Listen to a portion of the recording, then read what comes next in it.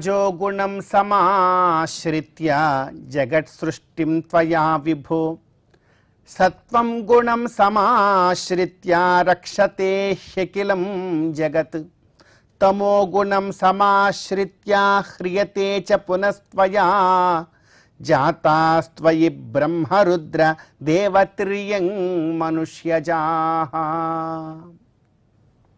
అత్యంత పవిత్రమైనటువంటి ఈ వైశాఖ మాసంలో శుభోదయ వేళలో దేవదేవుడైనటువంటి శ్రీమన్నారాయణుణ్ణి, కలియుగ ప్రత్యక్ష దైవమైనటువంటి శ్రీ వెంకటేశ్వర స్వామి వారిని పరిపరి విధాలుగా శరణాగతి చేస్తూ ఉత్తమమైన ఈ వైశాఖ మాస శుభోదయ సమయాన్ని మనం చరితార్థం చేసుకుంటూ ఉన్నాం. ఈ వైశాఖ మాసంలో మనందరి యొక్క ప్రధానమైనటువంటి కర్తవ్యం గోవిందుడి యొక్క ఆరాధన. గోవిందుణ్ణి ఎంతగా భక్తి ప్రపత్తులతో మనం ఆరాధన చేస్తామో అంత గొప్పదైనటువంటి ఫలాన్ని మరి మనందరం కూడా పొందవచ్చు. ఎందుకంటే సకల వేద ఇతిహాస పురాణములన్నీ కూడా మనకు భగవత్ కైంకర్యము గురించి, భగవత్ కైంకర్యమే పరమ ముక్త్యుపాయమని చెప్పి మనందరికీ కూడా తెలియచేస్తూ ఉన్నాయి. 4 వేదాలు ఋగ్వేద, యజుర్వేద, సామవేద, అథర్వణ వేదాలైనప్పటికీ షట్శాస్త్రములు శిక్ష, వ్యాకరణం, ఛందస్సు, నిరుక్తం, జ్యోతిషం, కల్పం ఈ శాస్త్రములు కానీ, 18 పురాణాలు కానీ, రామాయణ భారతాదులు కానీ, భాగవతాదులు కానీ అన్నీ మనకు చెబుతోంది ఒకటే మాట: భగవత్ కైంకర్యం మనల్ని రక్షిస్తుంది. అందుకే ఈ రోజున చాలా ప్రధానమైనటువంటి పాత్ర భగవత్ కైంకర్యము లోక కళ్యాణంలో ఉన్నది. అందుకే ఆ భగవంతుడు ఎలాంటి వాడో, ఎందుకు భగవత్ కైంకర్యం చెయ్యాలో ఒక్కసారి మనం తెలుసుకునే ప్రయత్నం చేద్దాం.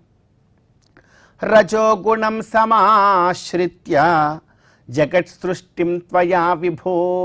ఈ లోకమంతా కూడా 3 గుణములతో మూలభూతంగా ఉన్నది అని చెప్తారు. ఆ 3 గుణాలు సత్వరజస్తమో గుణాలు. ఈ సత్వరజస్తమో గుణాలే ఈ సృష్టికి, కంటికి కనపడుతూ ఉన్నటువంటి ఈ సకల చరాచర సృష్టికంతా కూడా మూల కారణము అంటారు.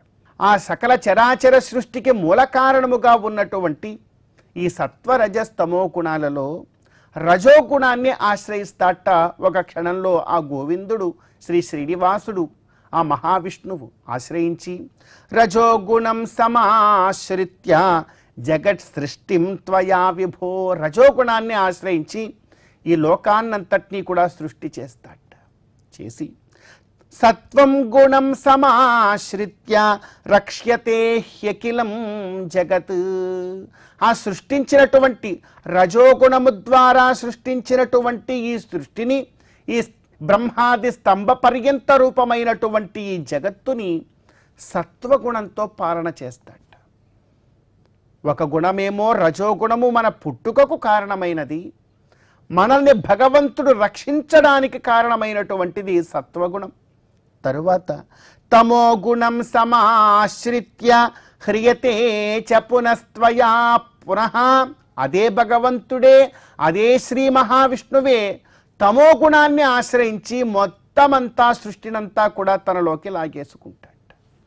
ఎలాగైతే ఒక సాలీడు పురుగు యథోర్ణనాభి సృజతే గృహతే చ.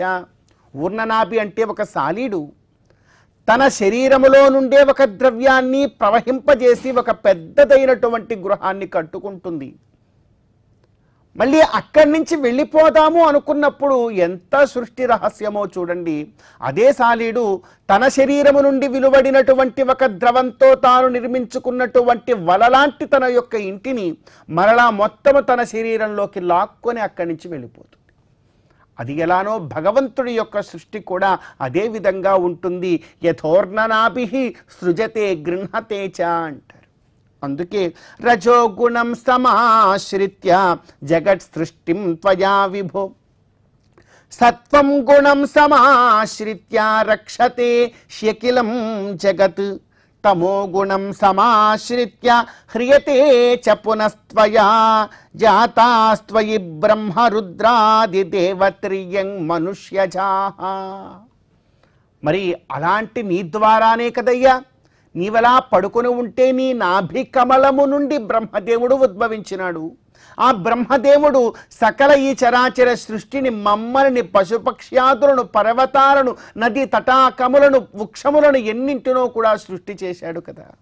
మరి దీనంతటికీ కూడా కారణభూతుడైనటువంటి వాడు అదిగో 7 కొండల మీద ఆనంద నిలయంలో కటివరద హస్తాలతో చిరునవ్వుతో మనల్నందరినీ కూడా అనుగ్రహిస్తూ ఉన్నటువంటి ఆ గోవిందుడే అనేటువంటి సత్యాన్ని మనందరం కూడా తెలుసుకొని వెళ్ళి స్వామివారిని దర్శించుకోవాలి. అలా దర్శించుకున్నప్పుడే సత్ఫలాన్ని మనందరం కూడా పొందగలము అంటోంది శాస్త్రం కూడా. కనుక భగవద్విజ్ఞానాన్ని, భగవద్విభూతిని తెలుసుకునే ప్రయత్నం చేస్తూ భగవత్ కైంకర్యాన్ని చేద్దాం. అలాంటి భగవత్ కైంకర్యంతో మన జీవితాన్ని, ఈ వైశాఖ మాస శుభోదయ సమయాన్ని మనం చరితార్థం చేసుకుందాం.